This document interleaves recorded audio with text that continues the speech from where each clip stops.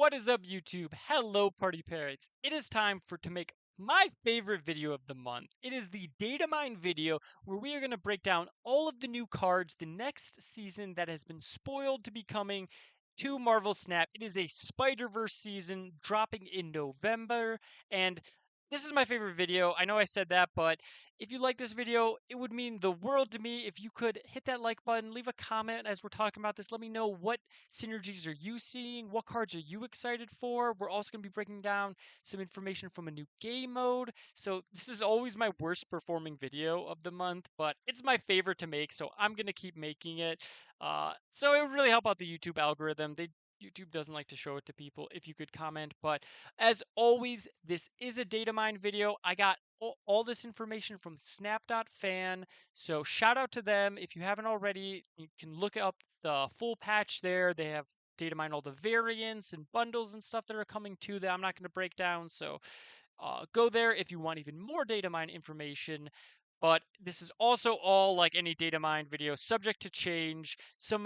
Probably these cards are going to release like this, but many of them might get slight power buffs or nerfs. Some of them might get complete reworks. We've seen that happen a couple times, but this at least gives us a good place to kind of what to expect, what the season's themes are going to be, and probably most of these cards are going to release like this. We even had one instance of a card just straight up not releasing, so all data mines are subject to change, but let's break it down, starting off with the Season Pass card, bringing in the Spider-Verse, Spider-Punk. Spider-Punk, our newest Season Pass card, coming in the Spider-Verse season. He is a 3/2. The ability, you can move him once, so much like Rocket and Groot, Jeff, Nightcrawler, you can move him once, and then when this moves to a location, steal 2 power from the highest power enemy there. So, notably, this is when this moves to a location, not this part of that moving it. Each time it'll move. So this has a lot of synergies with things like move cards. Now, I gave him a 4-star, and to me, this is the card that I think is either going to be kind of forgettable or just kind of broken, because we've seen pretty much every single card that you can move once with some amount of utility. Originally Jeff, and then Nocturne when she was a 3/5, and then Rocket and Groot as a 3/3 were like so omnipresent, because this ability, moving once and having good stats, is like so easy to slide into all these mid-range kind of decks. Now, is a 3/2 that steals 2. That's essentially 6 power if you move it, and that's a lot of power. That basically makes this a 3/6, but is that enough?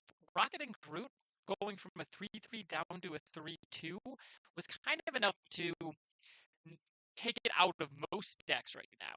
And now this does have that upside of you can move it multiple times. So maybe in like a small movers deck, you put a pair with like Angela, Elsa, move it, get some steals there. You could play it with like something like Helion or something. Is this enough either to also make it just work in a move deck, right? Dagger, yeah, Dagger can move for 8 power, and this is only, 4 power on each move, but sometimes Dagger only triggers for 2, sometimes Dagger triggers for 4. Again, this is that 4 power each time it moves, so it's kind of similar. Costs 1 more, but it has the ability to move itself, so it's at least going to, like, be able to trigger. It's really hard to say. A lot of the move decks right now are kind of going at a place too where like some of them are only running Human Torch. Like they're not even playing Vultures or Daggers. Multiple Man's not basically in any of them. So I don't know if this is enough. It's hard to say if it's gonna kind of fall out flat on its face, or if this is gonna be in like every deck, or maybe it just finds its way in like the Batrock Silk Shells.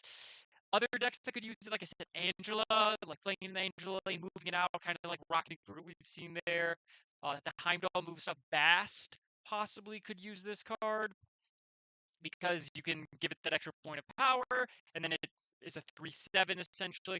Maybe like I don't know, a Cerebro 4 deck could maybe use it here. Afflict. It has so many synergies, and I'm a bit worried that because it could be so kind of generically good, you could put it in Afflict, you could play it in Move, you could play it in Movers, you could just play it in mid-range decks, that they might go a bit, uh, you know, they might be a bit scared to really make it too powerful with that Steel 2, but Steel 2 is a lot, so maybe they are pushing it. We'll have to see when this card comes out. I'm going to give it 4 stars. I definitely think that it will find its home somewhere, but we will see if it becomes as good as it. This ability has the potential to, because as we've seen before, this can be an incredibly strong ability. And dropping in Series 5 seasonal snap packs, we have the Superior Spider-Man, dropping that same week as the season is, along with the season pass card. He is a 3/4 with the ability end of turn, so it is an end of turn effect for things like Invisible Woman. If you have a card here with increased power in play, you get +1 energy next turn. I'm giving this card 4.5 stars. I almost gave it 5 stars, but we've just seen energy generators do so much. I mean, Wiccan is been a staple since he came out. Luna Snow has been a staple since she came out, really, and she's only seems to be seeing more and more play. And so a 3/4 that just gets to generate extra energy already, like, there, we know there's potential in this. We know there are decks that will use that extra energy, right? Either you're doing a Mercury Cannonball combo or just playing a 6-drop and a 1-drop, like, the Galactus First Steps plus a Demon. Like, there's been so many decks that have shown us that extra energy, ramping, playing extra things out on that last turn is super good. This obviously works with things like Jim Hammond, who has kind of been, I think, is sneakily a good card, better than a lot of people expect. And I don't think this ability is going to be as difficult to trigger as some other people are thinking. There are a lot of 1-drops that trigger on this. Yes, some of them are like Hawkeye or Rocket Raccoon that you don't usually see play a ton of play on turn 1, but like Sunspot, you drop this on turn 1, it you either float on turn 2 or just play another 1-drop. There you go. You've triggered your Superior Spider-Man. There are cards like Silver Sable. There are a lot of 2-drops. Cards like Surge can give extra power. Sam Wilson, you play him on 2, move that shield into Sam Wilson on 3. He gets the buff. And then you play the Superior Spider-Man. He sees that buff, and because it's an end of turn effect, so they'll get that energy. I think this is going to be, you will have to kind of build around it, but I don't think that it's going to be as difficult as it may seem. And we've just seen this extra energy, like I said. Now, a 3/4 isn't the best stat lines, but with a powerful effect like this, I definitely think this is going to be a lot of play. Like I said, there's a chance that I'm even underrating this at a 4.5 stars, and this just like brings back mid range into the front, where you play this on 3 with Sam Wilson, and then you're or Rocket Raccoon and Groot, and then you play this, and then last turn you get to play, a Red Guardian and Shang-Chi, or in Enchantress and a 2-drop. Like, there's so much potential here. I think Superior Spider-Man is definitely going to be good. And what a great art, great card. I'm very excited. Spiders are my personal favorite part of the Marvel universe, so really excited that the Doc Ock Spider-Man will be coming in such a powerful way. So 4.5 stars for me. I'm definitely going to be brewing up some Doc Ock. And dropping the next week in seasonal snap pack card, we have Ezekiel Sims of Madam Web fame. Finally, Madam Web is getting the just desserts it deserves from the Marvel Snap dev team. He is a 2/2 with the ability, after you play a card with higher power here, give this +2 power and then move it to another location. Now, I'm giving this card 3.5 stars, and the reason is that I think pretty much almost any deck can probably just get this into being a 2/6, which is good, but just a generic 2/6 that you're kind of controls how you're playing isn't exactly like going in every deck, right? There's a reason why Star-Lord isn't just seeing play, or like Medusas aren't just seeing play in generic decks for their points. You do need to kind of build around this. Now, what ways are there to build around this? Now, obviously it has that move synergy. I don't think this is obviously like a move card, but cards like Silk, Batrock, Hydra Stomper, these are decks. I could see them using a card like this because Silk has that 5 power. You can play it on Ezekiel Sims. You can play it on 2/4 Ezekiel Sims. Hydra Stomper could potentially be like a 3/6, 3/7, and Arrow could potentially work with this. Trigger the Hydra Stomper. The other place I see this going is potentially like a Scream deck, and the reason is one of the ways when Scream was at its best was there was a time when Scream had the highest win rate when you played Scream on turn 2. And when we had super strong turn 2 plays for that deck, when Sam Wilson was, at his best, when you were basically even when you weren't playing Scream, you still had a really strong like turn 2 kind of scaler in like Sam Wilson, Craven. That was when that deck kind of took over. And if this is the other 2-drop that it kind of needs now that Scream's been a bit power crept out, you could see that working, right? You play this on turn 2, the games you don't have Scream, then you Polaris on this location. That's kind of like a mini Scream, right? You're a little disruptive to your opponent. He gets 2 power. Then you drop your Stegron on him because he's a 2/4. Stegron has more power, so on and so forth. That curve actually works really well with him. I'm going to definitely be trying him out in Scream. And then, really, though, the one thing I want to emphasize when you're kind of building around Ezekiel Sims, I think is going to be odd numbers because you're not going to want to sit with there with like regular Spider-Man. Yeah, maybe if you're playing that Scream deck, you'll play it. But if your plan is to play regular Spider-Man onto Ezekiel Sims as a 2/4, well, that only will trigger him at his base power. Meanwhile, Silk or Polaris with 5 power will trigger that 2/2 Ezekiel, will trigger that 2/4 Ezekiel, right? There's something like Stegron, Stardust with 7 power, that'll trigger 2/2, 2/4, or 2/6, and gives you that extra 2 power. Arrow can go all the way up to 2/8. So I think yeah, once you get to like 12 power, it's probably fine because he's probably not going to get that big. But I really think that those 5, 7, 9 powers are going to be what's key for your Ezekiel Sims. So that's where I'm going to try him out. I think there's a lot of potential deck buildings there. We'll see if he has the power to do it. It might end up like Spider Punk, where he has that move synergy and he has that growing synergy and he has a deck building. Is it kind of too much for too little payoff? I don't think so. I think he's probably going to see a home somewhere, but we'll see how strong he actually feels once he comes out. And then dropping the next week in the seasonal snap pack cards, we have Spiderman Noir, who is a 4/4 with the on reveal ability. If your other cards in play cost, not power, not anything else, but have cost exactly 8 total, add the top card of your deck here and set its power to 4. I'm giving this card 3.5 stars because this is an incredibly powerful effect, right? This is essentially a 4/4 Jubilee that also sets the top card of your deck to 8 power. So you can pull out something like, a Mystique, Gore, and give it 8 power to start with, which is a huge amount of power. When you trigger this is a 4/12. That's like Shang-Chi stats. At least nerfed Shang-Chi. It is those stats. Now, are we asking though, right? Because you do have to ask yourself, can we build around this? And I also think it's important to notice because it's setting its power to 8, it makes it a bit unique in payoff terms because it's not like Wiccan. It is very similar to Wiccan, which has seen a ton of play, in that Wiccan asks you to do a very specific thing, right? Use all your energy every single turn, then play Wiccan, and then give you a very unique payoff, get extra energy. But because of that extra energy is what Wiccan's doing, it's not like speed, right? You end up just kind of playing Wiccan in a lot of control decks. You play them in like so that you can have extra energy to Enchantress and do something else on the last turn, or Eliath and drop a 2-drop on the last turn, right? Because of that extra energy. I think they kind of learned their lesson, and that's why they're doing this add a card here, set its power to 8, because you can't really just be like, oh, and then if I build around this, I'll drop this on turn 4 and pull out a Shang-Chi. You're not going to hit anything, right? It's better to play like an Iron Man, a Gore, or something. So I think that's why this card is that way. It's still giving you a really good payoff. It's still going to be worth building around, I think. But I I think that's why they're going a little bit off the energy payoff with this kind of card and instead going with this power there, which I think is good. Now, we have to ask ourselves, how do we get cost to be exactly 8?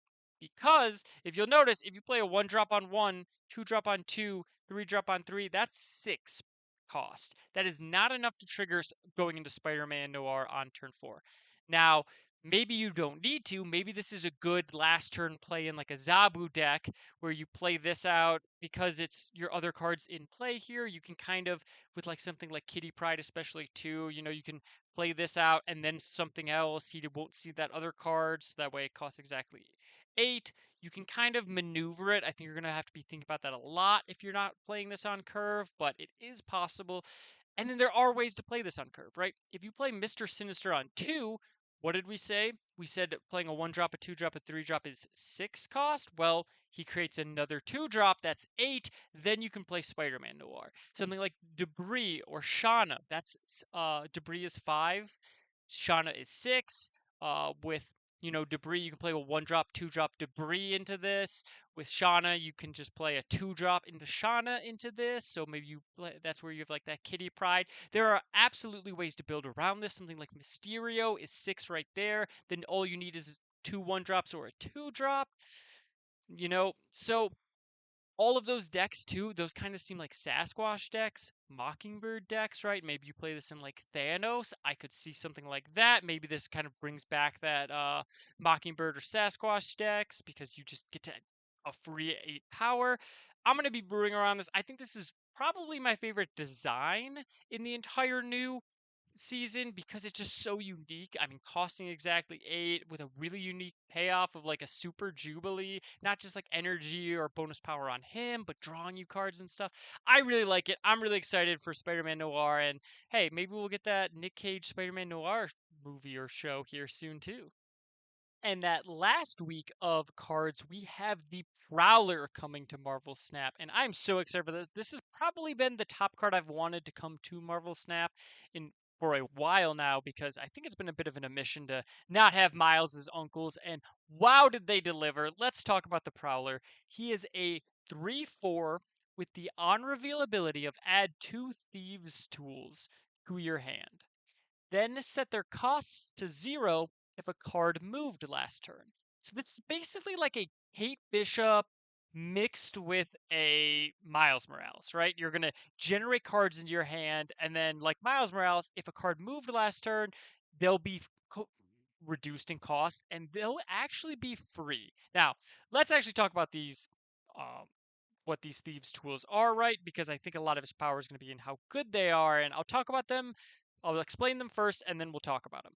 First up, we have the Vibro Shock Gauntlets, a 1 drop with the on reveal, and these are all going to be skills, so they don't have any power. But on reveal, give your highest power card here +2 power. You get +1 energy next turn. The other one we have is the Flight Harness, which is on reveal, give your highest power card here +1 power and move it to the right. And then Remote Mines, which are on reveal, afflict the 2 highest power enemy cards here with -2 power. These all seem super great to me, right? Remote Mines can be in most games, as long as your opponent has 2 cards in a location, will be a 1-4, right? That's or a 1/4, potentially a 0/4. Vibro Shock Gauntlets is 2 power and extra energy. Flight Harness to me seems the weakest, right? Giving +1 power, moving it to the right. But like Grapple Arrow always comes in handy in 1 out of every 6 games or so when you can like pull something perfectly. I think Flight Harness will probably be similar like that. It's probably going to be the one you want the least, except for in those games where you really want it and it gets you into that Death's Domain or something. So this card's getting 5 stars out of me. I think the Prowler is going to be incredibly, incredibly good. Now, I am going to end up curious where is he going to just be good enough as a 3/4 that generates where you just play him in like your Victoria hand decks? You just play him in really any decks, you play him in anything with even the chance of moving because he is kind of hard to trigger on turn 3, right? The way I am reading him is you have to move a card on turn 2 if you're going to play him on turn 3 to get those 0 cost thieves tools, right? Because it's not if you moved a card last turn, these the thieves tools cost 0. It's set their costs to 0 when you generate them, which means you need to move a card on turn 2. And that actually kind of makes it hard to work with because a lot of the like big 2 drop movers that move a lot, cards like Sam Wilson, Silk, don't actually move until turn 3. So yeah, by turn 4 you've seen a card move, but not actually on turn 3. I think actually the best card to trigger this is probably Spider-Man because Spider-Man does move a card on turn 2. Yeah, like Doctor Strange can too, but what are you Doctor Stranging, right? Like maybe Vulture. Batrock can move, but you have to move something else. It's like I said, it's actually kind of hard to move a card on turn 2, but I think I can see Scream decks absolutely using this just for that utility. I do think like the Batrock Silk decks will probably want this, even if they have to play this on like turn 4 or something. Maybe you on turn 4 play Batrock and this on like a Silk after you've been moving a Silk around. So like I said, I think this card is going to be incredibly good, incredibly powerful. I love to see this hand generation stuff. Really excited for this. I think they knocked it out of the park with the Prowler, and you don't have to play him on curve too, which I think is going to be super important for him. But wow, well done, Marvel Snap. Absolutely love what you came up with here. And so our last Series 5 card that will be dropping in the Premium Pass, but they should also be dropping in the Seasonal Snap Pack as well in kind of that same week. So you can either get it through the Premium Pass or through just the Snap Packs. We have the Man Spider. They are a 5/1 with the On Reveal ability. Merge the last card you played into this. When this merges, double its power. Now, super important because we have a lot of merge cards and kind of a lot of them work a lot of different ways. Things like Phoenix Force merge cards into them, but then keep the text. Blob, this is going to work like Blob, where it is basically just going to take the power from that card. It's not going to take their ability. You can play something like Black Panther and then this. It will take the 10 power and then double it up to 22 because it'll add its 1. But it won't then like double again. It won't re-trigger on reveals. It won't keep ongoings. But this will remove either negative effects, things like Typhoid Mary. If you play Typhoid Mary on 4, then drop this. It's, again, like a reverse Shuri, it'll like pull it into there and go up to 22 power. Or something like Atuma, you can get rid of those bad effects. This will also work with, cards that have their on reveal and then go away. Something like an Ares, right? Ares comes down, triggers, its on reveal becomes a 4/12, hopefully. Then you drop this, go up to 13. That's 26 power. You can remove Red Skull effects. I think this obviously has a home in a deck like Surtur is really where I see it going. I'm not sure about anywhere else because you can play Surtur on 3, you can play Ares or Atuma on 4, play this on 5. It'll do its on reveal, trigger, go up to that 20 something power. It's kind of like another Red Skull, and then trigger your Surtur.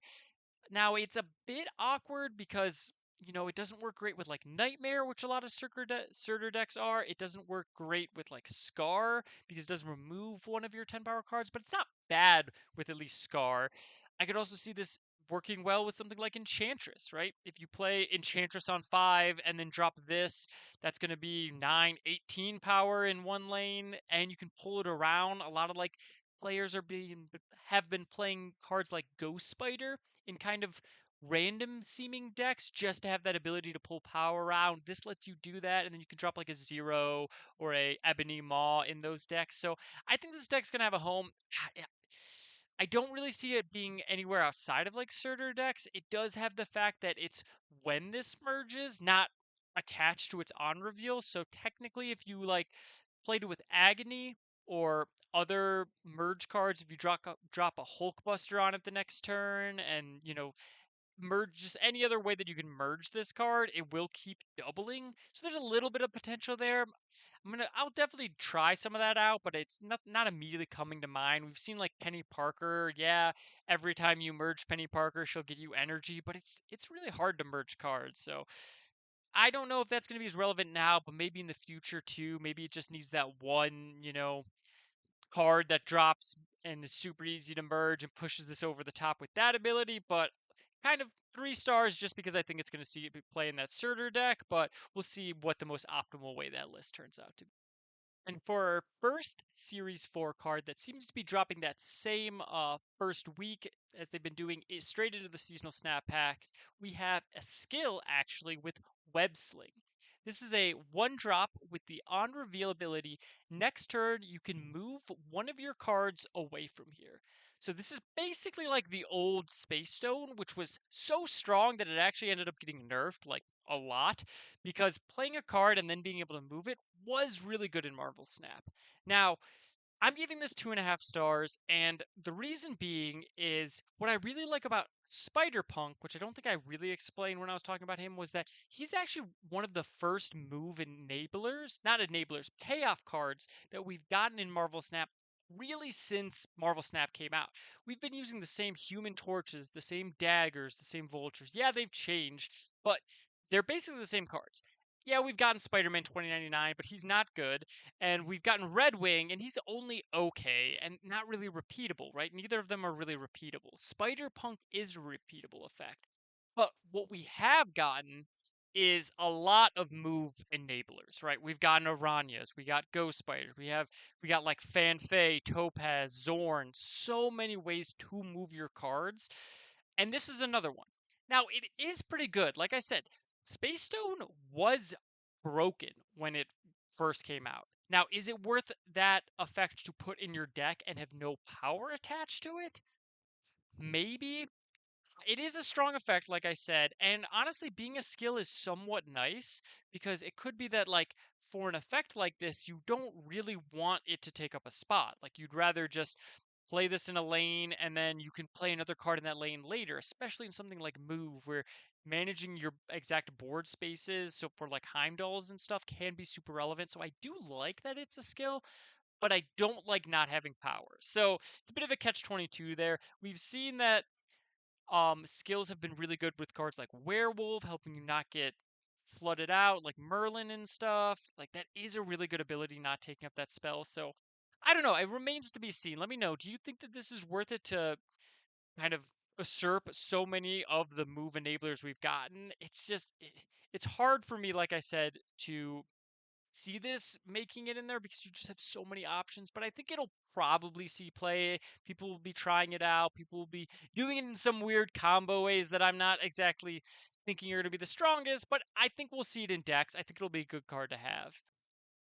And our first card dropping in the seasonal kind of data mined limited time event that we're getting, which seems to be like a faction game mode. Like I said, I'm going to talk a little bit about it at the end, but this is Deafening Chord, kind of a Spider-Punk themed skill. It is another one-drop skill with the on reveal ability. Afflict an enemy character here that costs 3 or less with -1 power and remove its text. So this is basically a baby Red Guardian, right? It's not going to hit the smallest card. It's going to hit any card that costs 3 or less, and then instead of afflicting -2 power, it's going to afflict -1 power. I'm giving this 4 stars. I think a lot of people see this and are just like, this card is broken. It's going to break everything. Goodbye 2 drops. Goodbye 3 drops. I don't think it's going to be that good. To me, this card reads like Cosmic Ghost Rider.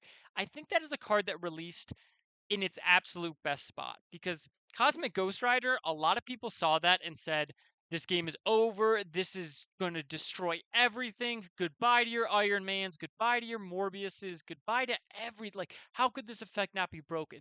But as a 5/7, it's really hard to kind of fit that into a deck, fit that into a curve, because you need to be basically taking off a super pivotal either turn 5 or turn 6 to play 7 power and some interruption with your opponent. And not every deck can do that. That's what I'm reading Deafening Chord is doing as well, right? Because yes, a 1-drop that silences your opponent's card and removes a power there is really strong. But can you actually fit that into your curve? And hitting cards that cost 3 or less is kind of really real, right? Because yeah, I can hit like a Cerebral, but odds are your opponent might have 1 or 2 cards there, and you might end up going with like, oh, okay, if I rogue the Cerebral, I win. If I rogue the Goose, I lose. I could see Deafening Chord being like that. You know, if I hit their Kate Bishop, I lose, but if I hit their Cerebro, I win. So it's going to be a lot harder to kind of pick there. Only being 1 power 2 is not a lot of power. You're really playing it for that effect. And we've even seen with like Red Guardian, after his nerf down to 3/0, he is really hard to fit into a deck not having a lot of power. Now this is a lot less cost, so I think any deck, if you've ever played a deck and thought, man, I really want to play Red Guardian, but I cannot get 3 energy to play him, then I think this card could be for that deck, but I can't really think of what that deck is that wouldn't just want to play a 3/3 Red Guardian, not a 3/0 Red Guardian, but if 3/3 Red Guardian comes back, because this is going to miss Dracula. This is going to miss Iron Man. This is going to miss, it can, like, there's a lot of real cards that cost 4, 5, even 6 that Red Guardian can hit, or even like an Ajax in a lane by itself, Black Panther in a lane by itself. Symbiote, like this won't stop Symbiote Spider-Man into Galactus. Now, is that going to happen? It can, but I think that this card, like I said, it's a 4-star for me. I think this card's going to be good. I think we're going to see it in decks, but I think it's actually going to be more limited than people are actually thinking, while still being a good and playable card, which is a good spot for a card to release in, I hope. And also coming as a Series 4 card, we have Hydro-Man, Data Mine becoming as well in the limited time events. He is a 5/8 with the on reveal, set the cost of each deck's top card to 1.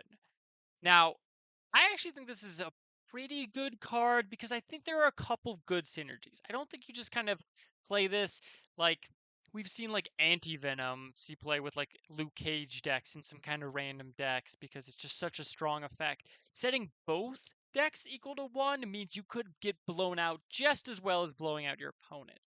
But there are a bunch of good synergies with this card. First of all, 5/8 is a good stat line, and it's kind of cool that it's kind of the opposite of Sandman, right? Sandman's a 5/8 that makes things cost 1 more. This sets cards cost 2/1.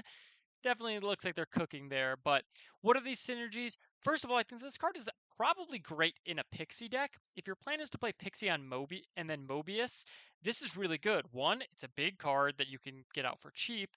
Two, playing this in any Mobius deck can be really good because it stops your opponent from getting that effect, right? Mobius will mean that their cards can't go decrease in cost, which is really good for a Hydro Man deck. So I can see it in that Pixie. And then also, if you're in a Pixie deck, even if you don't have Mobius, it could be worth it just because that top card of your deck could be a Gore, could be an Eliath. Setting that card cost to 1 could definitely be worth it. So I can see it there. And maybe it will end up like the Anti-Venom and Luke Cage, where there are a couple decks that are built around that kind of combo. There are also a couple of other combos with Hydro Man that I think could see play. I'm certainly going to be trying them. And the most obvious one to me is in Mill, right? If you play this with any extra amount of energy from like a Luna Snow, maybe a Superior Spider-Man, you play this on 5. And if you can play Yondu in the same turn, Yondu will destroy their lowest cost card. If that cost is that 1-cost card, if they don't have any other 1-cost cards, or even if they do, it'll be like a 50-50 shot, which if you're playing this as a 5-drop, odds are they'll have drawn a lot of their decks, so 1-cost should be the lowest cost in their deck. Yandu will just destroy it. There's also kind of a crazy combo thing where, like, if you Luna Snow on 3 and then Wave on 4, then this costs 4, and then you can, with the 2 extra energy, play Cable and steal their card off the top of their deck, and it only costs 1, and your top card costs 1. I think that's probably too cute because going through all that and then hoping you're getting a good card, you might end up with like, I don't know, a Dakin, an Invisible Woman, which like, sure, yeah, 1/5 is great, or a Black Hat, it just gets discarded anyways. So I think that's probably too much setup, but we said Cable kind of works. We said Yandu kind of works. If you play this in a mill deck and you run this out on turn 5 and they don't have any cards in their deck, maybe that's another combo here is like you played in mill or you played in Pixie. I'm excited to try him out. I think there's actually more going on here than may initially seem. You might be thinking, oh, it's too much of a cost, but there's ways to build around it, Mobius and such. I'll definitely be trying out Hydro Man. 3 stars for me. And for our final card coming in this Spider season, we have a classic Spider-Man villain in the Chameleon. And sorry we don't have any art. We do have the full text and stat lines, so I'm going to break it down. But as with all data mines, all of this is subject to change, and hopefully we'll get some good art here. Chameleon is a 3/3 with the on reveal. Copy the text of another card you revealed here this turn. So originally, I was super high on this card because I didn't realize that it said here. But so you have to play this in a lane with another card that you revealed that turn, and then it'll copy its effect, right? And so originally I was super high on this. I'm like, oh my god, you can Shang in this with 7 energy for 2 Shangs. You can double Rogue, double. But then I realized it was here, and that I think is a good restriction because it means it's basically subject to being power play, right? You don't want to Shadow King the same lane twice. You don't want to, I mean, you can Red Guardian the same lane twice, but again, because of that power there. But I think this card actually kind of works with a lot more cards than it initially seems, right? I'm giving it 3.5 stars, and there are a lot of good hits. right? Victoria Hand. First of all, I think this is a phenomenal card with. It's essentially a prodigy. It kind of is always a prodigy, just with a different timing restrictions that makes it a bit more narrow because you have to play it the same turn as something else. That's also something that prodigy can't do itself, right? So I think this can be really good with Victoria Hand. On turn 5, if you play Victoria Hand and Frigga, that is super strong. You can also play Victoria Hand and this to copy your Victoria Hand, right? It's the same as like a Mystique or something. So that can be really, really strong. Like ongoing decks could use something like this. Even like end of turn effects, right? If you play this and Thena or this and Havoc on the turn 5, and then going into that final turn, you're definitely winning that lane. So I think it's a bit narrow with all those restrictions that it has on it, but probably for good reasons because I can still see a lot of homes, right? Like Cerebro. If you play this in a Cerebro 3 deck, this can basically be a Mystique with 3 power already. You don't even need to bast it, right? You play this and Cerebro in the same lane, and then you've just got 2 Cerebros, which if you've ever played a Cerebro deck or against one, you know how strong that is since it's buffed to +3 power. It also kind of works with like Black Swan and like a bounce deck because um remember, it's copy the text of another card you revealed here this turn. So if you play like Silver Sable in a lane or Rocket Raccoon in a lane, and then this is the next card that flips up in that lane, even if you have like demons or what have you, as long as this sees only one other card there, it'll always copy that card. So with like Black Swan, you can always copy those kind of effects. You can have 2 hit monkeys and then a bunch of one drops somewhere else, maybe with Joaquin Phoenix to double up a Silver Sable and a Rocket Raccoon. I think this card has kind of a lot going for it. It is super restrictive, but I'm going on a bit of a limb. 3.5 stars. I think this card will see play, and I'm excited for the Chameleon. Now let's actually break down these new game modes. First of all, again, huge shout out to Snap.fan for all of this information. They are what I used to get most of this data mined information. So if you haven't already, check out the full patch there. There's plenty of more stuff too. Things like referenced cards. Looks like we might be getting a Weapon X season after this one, as well as like new variants and stuff. But let's talk about this new game mode because, like I said in the intro, Marvel Snap has been killing it with their game modes lately. So I'm very excited for this one. This one seems like it is a faction game mode. It seems it's going to be called team ups. And the ones that we have data mined coming are Avengers, the Brotherhood of Mutants, Guardians of the Galaxy, Thunderbolts, Web Slingers, and X-Men. And we actually have some data mined cards of those factions that are different than their normal ones. So we will talk about them. I didn't want to break them down like separately because they seem like, when I don't know if they're gonna just be like the kind of Grand Arena spells where they're only in like a limited time game mode, so you can't really earn them and stuff.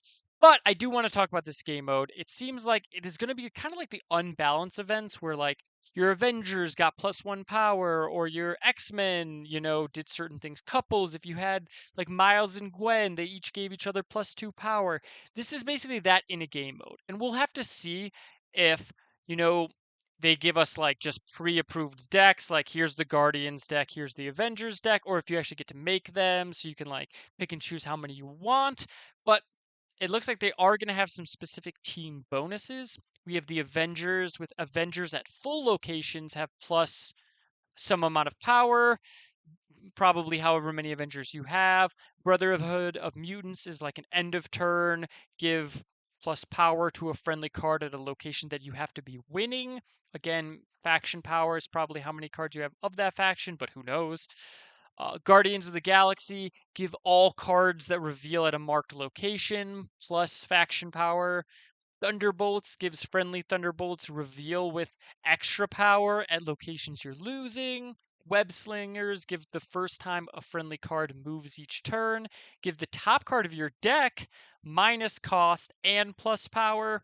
X-Men is going to be when you first fill a location with X-Men, get extra even energy. So a lot of power, energy, cost reduction. I think this is a pretty good amount of teams too, where it looks like we're getting 6, pretty wide amount. X-Men, Villainous, Mutants, Guardians, Thunderbolts. I think people will have their home there. And if this works out well, I could see us getting like a future foundation with the Fantastic Four and Herbie and the first steps, right? A lot to obviously grow here, but I think this is a pretty good list to start with. It seems like we're also getting some new cards for those game modes too, and I'm just going to kind of briefly talk about some of them. For instance, the Thunderbolts and the Guardians are the ones that showed up in the data mines.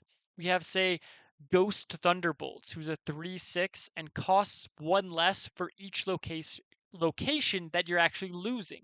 So if you don't play anything on turn 3, your opponent's winning all the locations, she'll be a 0/6. Winter Soldier Thunderbolts. You can only play this at a location you're losing, and they're a 1/7. So a lot of like losing synergies there, right? And we know they're going to reveal with extra power. I think the Sentry Thunderbolts adds a 9 on reveal, adds the -9 power void to a random location where you don't have a Thunderbolt.